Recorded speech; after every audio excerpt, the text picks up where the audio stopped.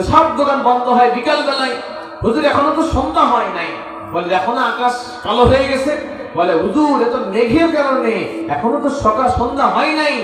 বলে হোক না মেঘ, এখন যদি আমার দোকানে কোনো কাস্টমার আসে তাহলে তারা অন্ধকার হওয়ার কারণে নরমাল কাপড়কে ভালো মনে করে বেশি দাম দিয়ে চলে যাবে, আর এটা তো ধোকায় পড়ে গেল, আর ধোকাবাজি করে পয়সা কামায়, পয়সা হারাম হবে। আমি হারাম পয়সা খেয়ে কবর যেতে চাই না। একবার দোকানদারি বন্ধ থাক, রিজিকের মালিক আল্লাহ, আমি এই ধোকাবাজি করতে পারবো না বলে বাড়ি চলে গেল। সুবহানাল্লাহ বলে। আজকে আমাদের সমাজের মধ্যে ধোকাবাজি চলে। একটা দোকানের মধ্যে 100, 150, 200 টাকা পর্যন্ত লাইট দিয়ে দেয়। লাইটের ফোকাসের কারণে সাদা কাপড়গুলা রঙিন কালার দেখা যায়। কথা কান ঠিক কিনা? দোকান থেকে বাঁচলাম গোলাপি কালার, বাড়ি এসে দেখি হয়ে গেছে কমলা কালার। কথা কান ঠিক কিনা? কি রে ভাই, নিয়ে আসলাম, বউ আবার ঝাঁটা পিটা করতেছে, কি নিয়ে এসে এটা? ভালো তো দেখছিলাম, তার বাড়ি এসে আসছে ভাই, এসব লাইটের বরকত। কথা কান ঠিক কিনা? এই ধোকাবাজি করে দোকানদারি করলে কি কাজ হবে? দোকানদার আসার খরিদ্দার ঢোকার সাথে সাথে দেখবেন কাপড়ের দোকানদার বলা পটপট পটপট করে লাইট জ্বালাই দেয়। দেয় না বলে নরমাল কাপড়ে সুন্দর দেখা যায়। আল্লাহ আমাদের এর থেকে হেফাজত করেন। বলেন আমি ভাইরা আমার, আল্লাহর ভয় আসার দরকার আছে না নাই? বলেন অবশ্যই দরকার। ওনার আগের জামানা, সাহাবীদের জামানার ভয় কেমন ছিল? সাহাবীদের জামানা যেমন ইমামে আবু বকর সিদ্দিক রাদিয়াল্লাহু আনহু, ওনার জামানার কথা শোনেন। উনি একটা গোলাম লালন পালন করতেন। দেখেন, আমি যে তাকওয়ার কথা বলতেছি, আল্লাহ কোন সূরার ভিতরে 1-2 আয়াত পর পর বলে ইত্তাকুল্লাহ ইত্তাকুল্লাহ, সূরা নিসার মধ্যে আছে। আমি যে আয়াতটা তেলাওয়াত করেছি, আল্লাহ এক আয়াতের মধ্যে 2 বার বলেছেন ইত্তাকুল্লাহ। তাহলে এই তাকওয়া, পরহেজগারিটা আল্লাহর কাছে কত বড় দামি জিনিস, একটু হিসাব করে দেখেন। কথা ঠিক কিনা বলেন? ইমাম আবু বকর সিদ্দিক রাদিয়াল্লাহু আনহু, ওনার ভিতরে আল্লাহর ভয়টা কেমন ছিল দেখেন। উনি খোদার কারণে প্রাণ অষ্টাগত, মরে যাবে এমন অভাব চলতেছে। হঠাৎ করে ওনার গোলাম বাইরের থেকে কিছুতে করে খাদ্য নিয়ে আসছে। তো তাহকিক না করে উনি জান বাঁচানোর পরিমাণ যে এক লুকমা খেয়ে ফেলে দিয়েছে। খাওয়ার পরে মনে করেছে যে হায় হায়, খেয়ে তো ফেললাম, এই খানা কোত্থেকে আসতো জিজ্ঞাসা করলাম না। তো গোলামকে ডাক দিয়ে বলে এই খানা কোত্থেকে আসছে? তো গোলাম বলতেছেন, মালিক আমি ইসলামের আগে অমুক বাড়িতে মন্ত্র পড়ে ফু দিয়েছিলাম, ঝাড়ফুঁক করতাম আমি, আর এই মন্ত্র পড়ে শিরকি করে টাকা পয়সা কামানো, এটা হালাল না হারাম? জোরে বলেন হারাম। আমি সেই কাজ করেছিলাম, তো তখন তারা আমাকে সেই ভিজিট দিছিল না।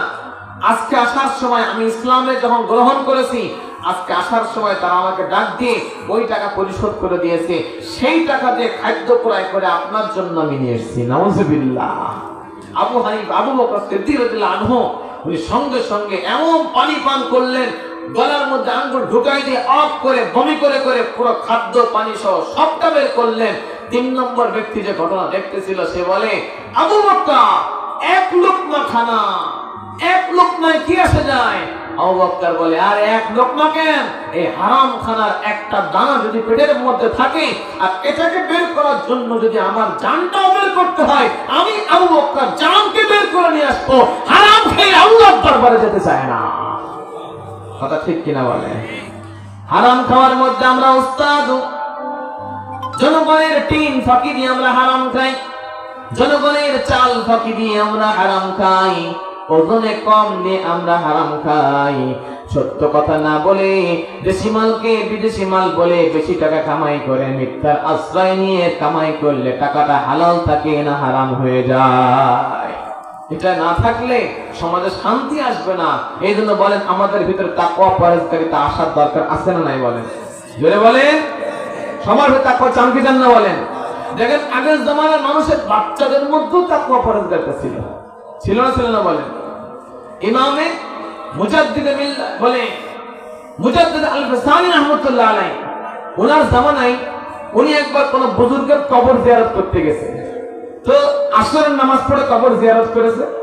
কবর জিয়ারত করে উনি মসজিদের মধ্যে বসে আছে। তো মসজিদের জান্নাতে দেখতেছে মাঠের মধ্যে বাচ্চারা খেলাধুলা করতেছে। ওই বাচ্চারা আসরের নামাজে পড়ে গেছে। তো খেলাধুলা করে সবাই, এর ফাঁকে কেউ কোথায় গেছে উনি অত খেয়াল করে নাই। তো মসজিদে মাগরিবের আযান দিয়েছে, সব বাচ্চাগুলো আবার মসজিদের মধ্যে চলে আসছে, কিন্তু একজন ওযু করে নাই। উনি পেরেশান, এতগুলা বাচ্চা, এরা নামাজ তো পড়ে দেখি, কিন্তু কেউ তো ওযু করে না, আর ওযু ছাড়া তো নামাজ হয় না। তো উনি ওই সময় না জিজ্ঞেস করে উনি নামাজ শেষ করে বাচ্চাদেরকে ডাক দিয়ে বলতেছেন যে, এই ছেলেরা শোনো, তোমরা এতক্ষণ খেলাধুলা করলে, ময়লা টয়লা ভালো কথা, ঠিক আছে, কিন্তু কত লোকে তো ওযু ভেঙে যাইতে পারে, কিন্তু আমি তো দেখলাম যে তোমরা মসজিদে ঢুকলে একটা বাচ্চা ওযু করলে না, তোমাদেরকে ওযু নষ্ট হয় নাই? ওযু নষ্ট হয়ে গেলে ওযু ছাড়া কি নামাজ হয় নাকি? তখন বাচ্চারা বলতেছেন, হুজুর আপনি আমাদেরকে চিনতে পারেন নাই, আমরা সকলে মুজাদ্দেদ আল-ফিসানির এলাকার মানুষ। সুবহানাল্লাহ। এই কথা কার কাছে বলতেছে? মুজাদ্দেদ আল-ফিসানির কাছেই বলতেছে, কারণ ওরা মুজাদ্দেদ আল-ফিসানিকে চেনে না। ওরা বলতেছেন, আমরা মুজাদ্দেদ আল-ফিসানির এলাকার মানুষ, আমরা নামাজের জন্য ওযু করি না, আমাদের ওযু ভেঙে গেলেই আমরা ওযু করে ফেলি। সুবহানাল্লাহ। বাড়ি থেকে সেই জামানের বাচ্চাদের এক তাকওয়া দেখেছেন?